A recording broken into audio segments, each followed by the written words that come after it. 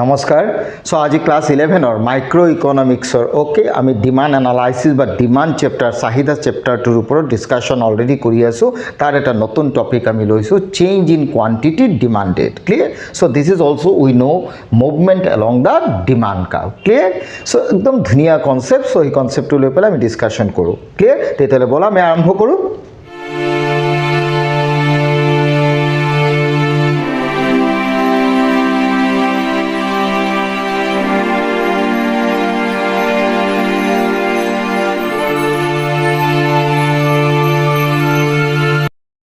Movement along the demand curve বুলি কওঁতে simple concept আমি according to the law of demand আমি এইটো বস্তু জানো demand curve always slopes downwards from left to right clear last classত আমি reasons for the law of demand to বুজিছিলো clear তেতিয়া হলে demand curve এডাল যদি downward slope হয় clear so demand curve এডাল যদি downward slope হয় this is demand curve okay so demand curve ডাল এনেকা downward slope হৈছে হয় না নহয় ক্লিয়াৰ যেনেকা তুমি স্লাইডিং এটা যদি উঠা হয় না নহয় যে এনেকা স্লাইডিং এটা যেতিয়া উঠা তেতিয়া হলে বি তলফালে আহিবা ন so this is nothing but what movement along the demand curve clear so movement to upward movement or downward movement হ'ব পাৰে তুমি তলফালে আহিছা this is downward movement up ওপৰলৈ গৈছা this is upward movement clear তুমি ওপৰলৈ গৈছা আপওয়ার্ড মুভমেন্ট তললৈ গৈছা downward movement simple so movement along the demand curve and this is nothing but change in quantity demanded clear the question হৈছে movement along the demand curve concept আমি দুটা পার্টত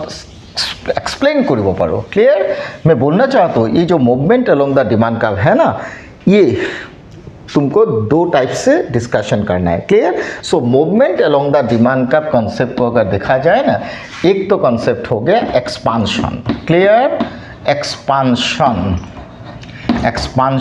in demand clear so expansion in demand और एक तो concept हो गया contraction in demand clear contraction in demand clear the question হৈছে both concept expansion and contraction সম্প্ৰসাৰণ সংকোচন clear দুইটা কনসেপ্ট কোনো এটা দ্ৰব্যৰ নিৰ্দিষ্ট এটা দ্ৰব্যৰ দৰৰ লগত প্ৰাইসৰ লগত জড়িত मैं बोलना चाहता हूं ये जो एक्सपेंशन एंड कंट्रैक्शन डिमांड है ना ये दोनों चीज वही कमोडिटी का प्राइस से रिलेट है at the same time other things remains constant मतलब दूसरा कोई फैक्टर उसमें इफेक्ट नहीं गिराएगा क्लियर ओनली क्या होगा वही कमोडिटी का प्राइस से उसका रिलेशन करना है क्लियर मान लो कोई एक चीज़ मान लो यही चीज़ डस्टर इसका प्राइस के साथ रिलेट है इसका प्राइस बढ़ेगा घटेगा तो इसके साथ रिलेट है other things remains what constant other things बोल के ऐसा हो सकता है prices of close substitute goods prices of complementary goods taste of the consumer income of the consumer population ये सब हो सकता है क्लियर लेकिन other things remains what constant only this concept related to price of that particular goods clear तो इसका under में अगर देखो एक्सपेंशन में मान लो प्राइस लिख लिया और इधर क्वांटिटी लिख लिया क्लियर क्वांटिटी लिख लिया प्राइस लिख लिया मान लो कोई एक चीज़ का प्राइस 10 रुपया तो तुमने डिमांड किया 2 अगर प्राइस तुमने ले लिया 5 रुपीज़ तो डिमांड हो गया 6 ये जो प्राइस घटा डिमांड जो बढ़ा ना मतलब प्राइस फॉल्स डिमांड इंक्रीज ध्यान दो चीज़ में वही चीज़ का प्राइस फॉल्स हुआ तो उसका डिमांड इंक्रीज हुआ क्लियर जब भी डिमांड इंक्रीज होता है प्राइस फॉल्स के अगेंस्ट में this is said to be expansion in demand clear उल्टा कॉन्सेप्ट इसमें है प्राइस लिख लो और इधर तुम क्वांटिटी लिख लो क्लियर क्वांटिटी लिख लो क्लियर तो हो गया प्राइस मान लो 2 रुपया तो क्वांटिटी डिमांड हो गया मान लो 8 यूनिट्स क्लियर तो अगर प्राइस मान लो 8 रुपीज़ हो गया तो डिमांड घट के मान लो 3 यूनिट्स हो गया इधर देखो प्राइस बढ़ गया प्राइस बढ़ा तो डिमांड घटा clear when price increase demand decrease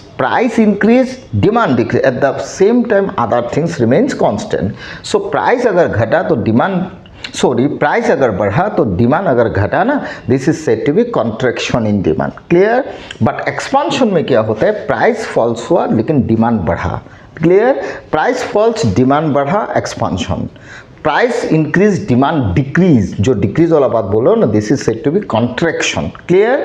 ये दो concept movement along the demand curve से रिलेट है। क्लियर? तो ये दो चीज अगर डायग्राम में अगर तुम देखो ना तो ये चीज निकल के आ रहा है ना? क्या आ रहा है?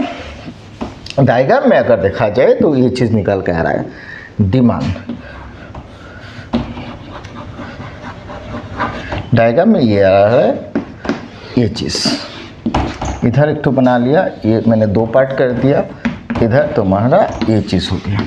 This is demand curve, this is also demand curve. Okay, so this is also demand curve. Clear?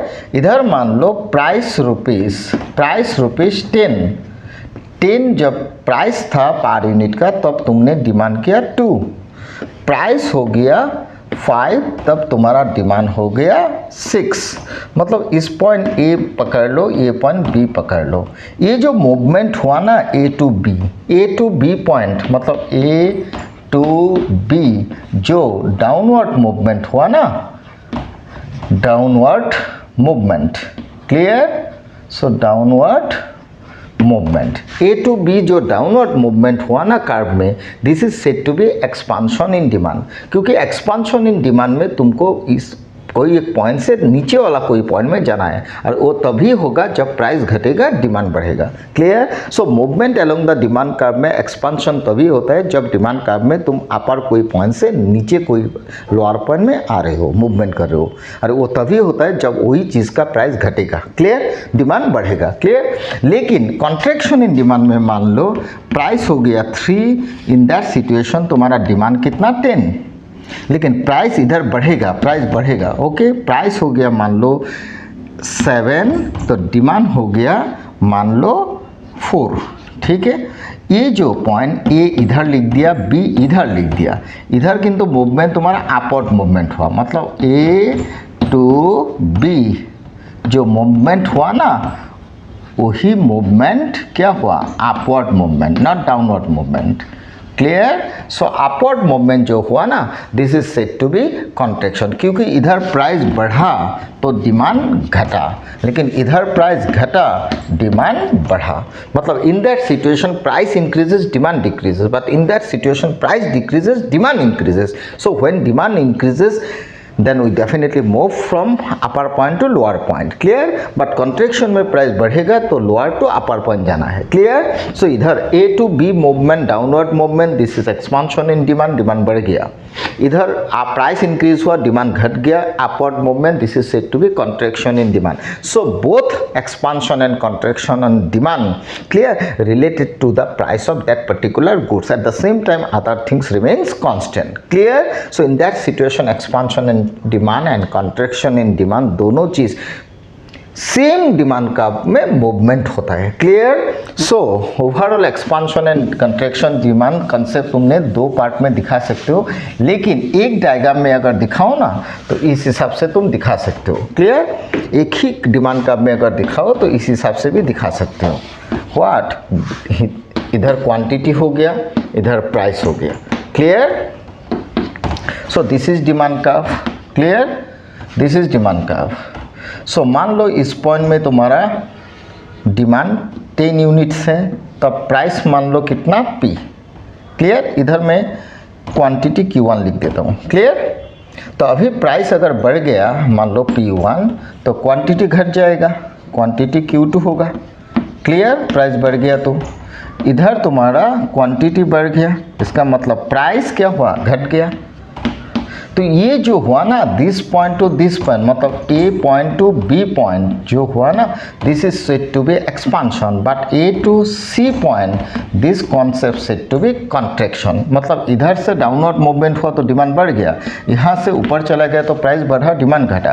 Clear? So this to this movement is nothing but expansion in demand, this concept nothing but contraction in demand. तो दो ही जो expansion and contraction in demand हो गया ना, वही same demand curve में movement हुआ, मतलब movement along the same demand curve. So finally movement along the same demand curve related to the same demand curve when we move from one point to another point, either it is upward movement or downward movement. If it is downward movement, then definitely it is expansion in demand. If it is upward movement, then definitely it is contraction in demand. क्योंकि downward movement में price घटता है, demand बढ़ता है, upward movement में price बढ़ता है, demand घटता है। क्लियर? मैं कब বিচাৰিছোঁ তলফালে গ'লে প্ৰাইচ কমিব, ডিমাণ্ড বাঢ়িব, ওপৰফালে গ'লে প্ৰাইচ বাঢ়িব, ডিমাণ্ড কমিব।